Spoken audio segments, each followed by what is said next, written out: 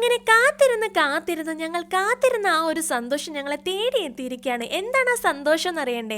ഞങ്ങളുടെ നെഹ്യാൻ അങ്ങനെ India book of റെക്കോർഡിൽ ഇടം നേടിയിരിക്കുകയാണ്. എന്തിനാണെന്നറിയണ്ടേ? 6 വയസ്സിൽ 4 മിനിറ്റും 40 സെക്കൻഡും കൊണ്ട് 100 കാർ ബ്രാൻഡുകളുടെ പേരുകൾ അതിൻ്റെ ലോഗോ മാത്രം നോക്കി ഐഡൻറ്റിഫൈ ചെയ്തതിനാണ് നിയാൻകുട്ടന് India book of record achievement കിട്ടിയത്.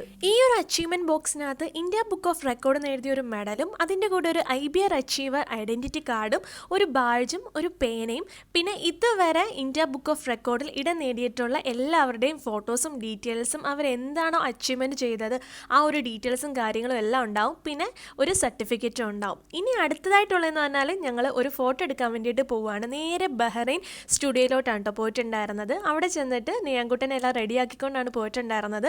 ആ ബാഡ്ജ് നമ്മൾ ഡ്രസ്സിൽ കുത്തി കൊടുത്തിട്ടുണ്ട്. പിന്നെ മെഡലും ഇട്ട് കൊടുത്തു.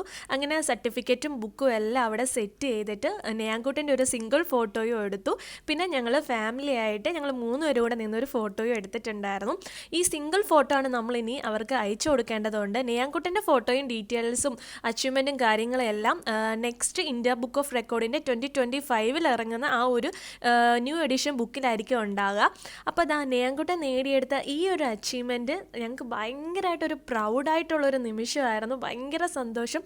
അത് പറഞ്ഞറിയിക്കാൻ പറ്റാത്ത രീതിയിലൊരു സന്തോഷമാണ്. ചെറുതും വലുതുമായിട്ടുള്ള ഏത് കാര്യങ്ങളായിക്കോട്ടെ നമ്മുടെ മക്കൾ നേടിയെടുക്കുന്നത് അത് നമുക്ക് എന്താണേലും ഒരു ഭയങ്കര സന്തോഷമായിരിക്കുമല്ലോ.